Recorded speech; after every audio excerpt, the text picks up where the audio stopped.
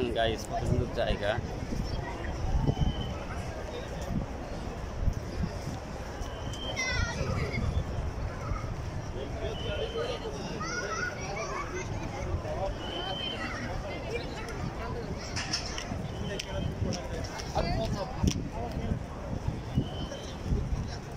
কত মানুষ, সারাটা রাত মানুষ থাকবে।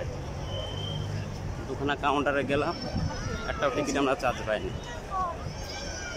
তৃতীয়ত আমরা কাউন্টারে যাচ্ছি, দেখি টিকিট পাওয়া যায় কিনা।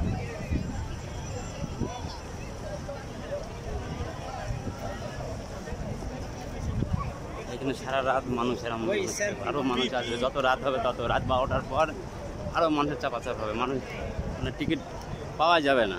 এখন তো আমরা টিকিট এখন করা বাজে 7টা বাজে, 7:30 বাজে। হাই